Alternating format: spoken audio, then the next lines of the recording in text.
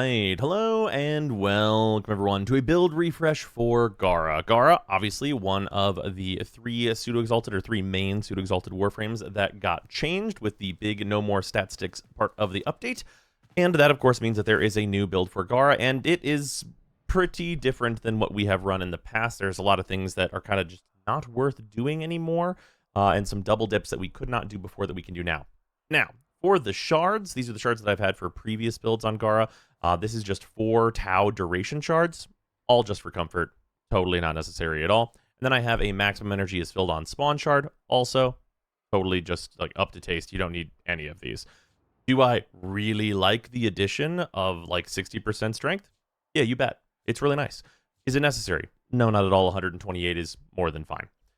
With that, it is worth noting that in terms of shards, this build actually probably would get the best damage return on 2 of these shards actually being purple crit damage shards. So that is a consideration as well. That is because this build is now much less focused on Gara's 4 and much more focused on Gara's 1, as just using the 1 solo is now much better than using the old combination on Gara, which I gotta say is a bit sad. Because the old, like, use your 2, then use your 4, and then use your 1 to pop your 4 in order to deal damage to a very large area. While it still does work, and it is still good, it is just worse than the influence variant of your 1 because of the additional stat buffs that her 1 did receive. And those additional, like, the influence basically can double dip roar damage as well, and this build can very easily slot in roar for just a tremendous amount of damage. So what we end up on is a build that is getting great survivability out of Splinter Storm. You can add more if you want to. You could replace Mold Augmented if you don't feel like you need more strength with Arcane Aegis, or like you could like fit Adaptation into the build, which there's kind of like a couple places where that could slot in, especially if you don't feel like you need Prime Flow, which is pretty reasonable. You could put that there if you wanted to. If you don't have Arcane Fury and you can slot Aegis here, you could actually probably get rid of Transient Fortitude if you wanted to, especially if you're going to go a different way with the shards. And then just like build up to the max DR on your Splinter Storm through Augmented. A lot of different things that you can do. Worth noting on this build that Archon Stretch is procced by R1 as long as it is doing electricity. For that, it is of course doing that in the influence build, so we're going to be proccing this all the time. It is a marginal increase to like this build. I will say that Equilibrium more than covers our energy, so you really don't have to run this, and you can save a form on this build very easily by just running regular Stretch.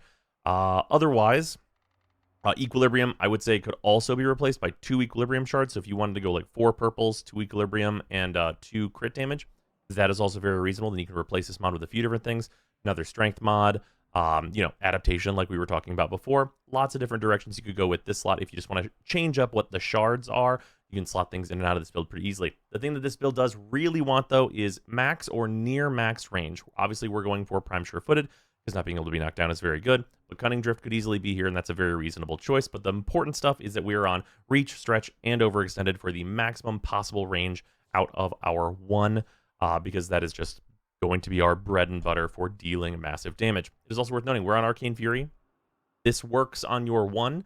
It is a very, very large damage increase for your 1. Your 1 will also trigger this, so this is up basically 100% of the time. There's really no reason not to run it unless you just don't have it. Otherwise, there's not a whole lot to talk about here. We have really good energy regen between Stretch and Energy Siphon. Instead of Energy Siphon, if you wanted to go like Corrosive Projection, very reasonable. If you wanted to go Brief Respite, very reasonable. Tons of different things you could run in this slot. Like Ready Steel is totally fair game as well. A bunch of different ways that you could go depending on just like what you exactly want. But right now I'm on Energy Siphon, and that's worked out just fine for me, as I really don't feel like I need more damage through Corrosive Projection.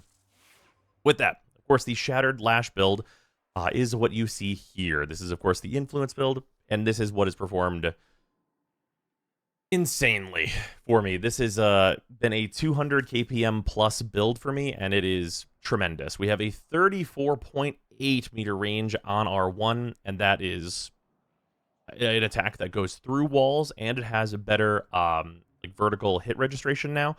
So it is just tremendous for just absolutely cleaving tile sets in twain and killing everything within them. There is, of course, still the exposure build. If you want to do like a raw damage setup with Gara, you can go for this, and this will work for like doing the full setup with charging up her 2, dealing damage with her 4, all of that stuff. And that's all well and good. But the problem with going with this style of build where you're mainly DPSing with her 4 is that, unfortunately, her 4 does not build any combo when you use it. And because of that, you can't use things like the Rauda anymore to build your combo. So you need to hit enemies with your 1 in order to build combo realistically. Because that is the case, you can't really do the old gameplay loop for Gara to great effect because there's no way to quickly get your combo built up. And you're going to need to interact with enemies by like spamming your 1 on them anyway. So it just becomes like kind of a much less efficient gameplay loop than simply building your combo and killing them all in one ability. This ability will still do tremendous raw damage. I have seen this commonly do 1,000,000 damage in solo runs, and in certain cases, especially whenever I'm getting headshots, I've seen it spike up as high as 33 million damage.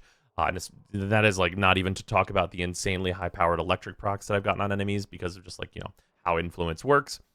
And this build has performed just much, much better. It is worth noting, Primed Reach does work on this.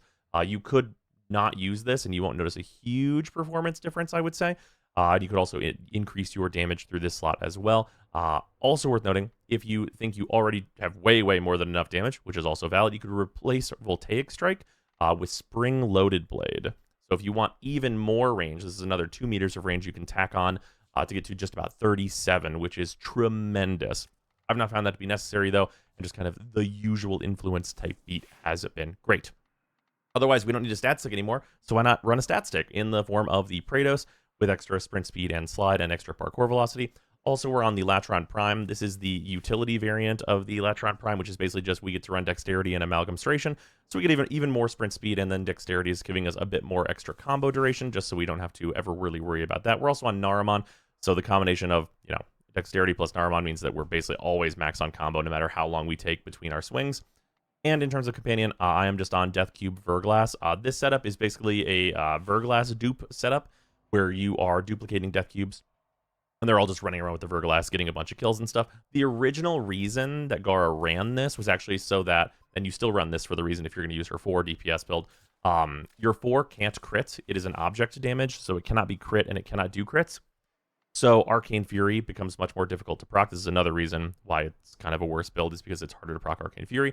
Arcane Fury can be procced by Death Cube and then used by you, because this is on any critical hit that is sourced from your loadout will trigger this. So you can get that through the Verglass setup with the Death Cube, which is pretty much just like, you know, normal things for the Verglass. It can go out and just kill enemies on its own, duplicate a bunch of Death Cubes, also generate a bunch of energy, and good stuff all around. So that is what's up here. Otherwise, weapons don't matter. I just happen to have the Sicarus equipped. And this build takes a couple swings to get going, and then just wipes the floor with everything. Everything you can and cannot see is like quickly eliminated by this. Once you are a couple swings in, you can see like even at like not particularly high combo, it's still doing quite a bit. But as we get into higher combo, it will just do more and more. And you can see like, you know, I got one good hit in there before everyone died. Let's get to max combo. We also have all these Death Cubes as like they'll be running around killing everyone as well. Heat procs and like, and all the good business. You'll have your little army. But yeah, I mean, swipe right and they're gone. They just no longer exist. It's quite good. Also worth noting is the better verticality that you have on this now. Means that we can hit a little bit there, but like we have like nice, much nicer up and down. Like it used to be that the actual blade itself was the only thing that would hit anything. And it is much more generous now with its like up and down radius. So like as long as you're on like kind of the same floor as enemies, it'll hit everybody, which is exactly what you want. And it does also hit through walls, which is tremendously powerful, especially on the more gummy tile sets. You can really get some stuff done that a lot of other Warframes can't with this. And you're kind of combining the two non-line of sight effects of Gara's 1 with the non-line of sight effect of Influence, and it just cleans out tile sets, like just drumming the gutters of these tile sets and killing everything within it. It is insanely good. And of course, you still get like her 2 to get 90% DR for yourself. You can throw the DR onto objectives. You can throw it onto allies. You can do whatever you want with it, and that's going to be refreshed anytime you cast your 4. It is worth noting it's hard to protect things with your 4 because anytime you cast your 1, it will shatter, but That's just like extra damage for you. And your 4, it can also be used as a damage boost for your 1 should you need it. Because if you crystallize enemies by having the wall pass over them, they'll take, I think it's 50% more damage. And that is not usually necessary, but a nice thing you can do as well. Anyway, with that, let's jump into Tav and do horrific things to enemies through walls. All right, here we go. So it is worthwhile to note that the last test I did of this was 2,200 kills in 10 minutes, which is very, very high. Of course, like I said in the last video with Jade, there is some variance based on like what tiles you get, and I do think my tiles were quite advantageous for the way Gara deals damage. So we might not hit quite that high, but just the ability to spike up that high is not exactly super common. So we will probably do quite well. I would expect probably at least 150 KPM, as long as the tile set is not like truly horrific. Throw R3 and R2 on. Also opening up that big map so you can see the enemies, because it is a 35-meter arc. Also worth noting, usually Gara's tap on her 1 is her puncture version of her 1. You pretty much always want to use the slash version of her 1, but so you should go into your options and change your tap hold on Gara, as that is a very, very useful for her. Because we are able to just like slash through this tile set. This tile in particular is actually a very bad one for Gara because of like the levels. It's one that actually on her other build would be a bit more advantageous for her. But in terms of hitting it with this one, you'll have to do a bit more movement than you would have to do on some other tiles. And pay attention to like where the enemies are coming from as well, like if they're coming from below. There's a neat thing that you can do that I do want to talk about that actually is kind of relevant on this tile. If you are like bullet jumping up, you will actually arc your 1 upward, so you can kind of hit above you that way. So you can actually arc up a level if you know where a bunch of enemies are, and you can hit influence through that way. You can see influence giving us more of the up and down range there. As it can, if I wipe out the enemies on 1 level, as long as influence procs off, it will go and kill the enemies on the floors close by, which is of course very, very good. Probably try and switch up tiles here, see what we can see. Of course, wanting to eliminate as many enemies as we can. Throw our 3 back on, toss our 2 back on. See if this is a way out here. It appears to be. We're also, of course, with like kind of all of like the you know, the Praetos plus like the sprint speed on our Latron. We're quite fast right now in terms of just like rooting around using our 1. This tile is one that is as long as you can get like decent enemy spawns here, because sometimes the adjacent tiles make it kind of tough. But usually you're going to be able to just like swipe through this map pretty easily, as it's all fairly level. There's only kind of like the 2 bump ups, which are like if you have to jump up here, like eliminate this hallway, as you can see me doing there, and then jump back down and like eliminate ground floor. But like 2 levels like this are very easy to jump between, and like just like run back and forth and like run over here, hit this area. 2.5 minutes, we're at 430 kills. Cleaning this area out, jumping back down here, cleaning this out. Throw our 3 back on. Enemies over here, wipe them out. But you can see like just the damage of this is just phenomenal. And anytime we see like a decent cluster on the map that is like level with us, we can just wipe it away.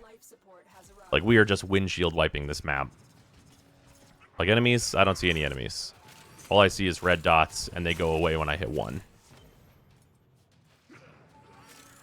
Like it is very, very powerful.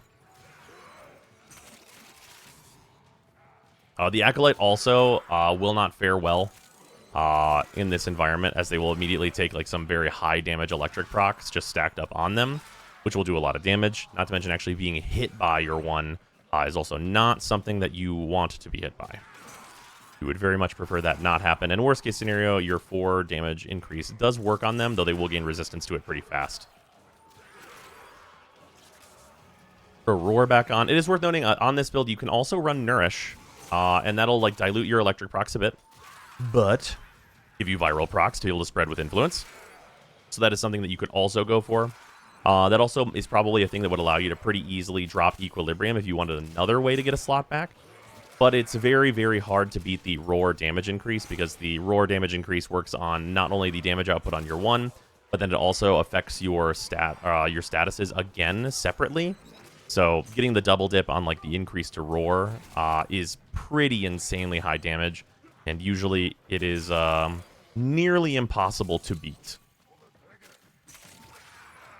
But if you don't mind a little bit less damage, but perfect energy economy through Nourish, and like, you know, you get viral application, then that is a perfectly reasonable way to go as well. Otherwise, there's like, you know, some of the usual suspects will work. You could even do like some funny stuff, like going Thermal Sunder for like putting heat on this. Like that's like kind of funny. You could also go, let me get that off this guy. You can see the raw damage there because that enemy can't take statuses, but they can die. But yeah, there's all kinds of ways that you can go with it. You could go like Shock Trooper if you want to do Shock Trooper, and then that will buff. Well, actually, it might still be bugged to not work. It should buff your 1, and then by proxy, the electric proc damage should increase quite a bit that way. You can see Violence really not enjoying those electric procs and just dying pretty much right away.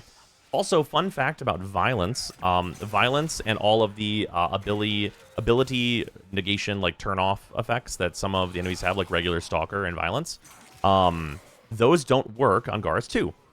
Gara's 2, once it is cast, is basically separate from you as an entity. It is like its own thing that just happens to be attached to you.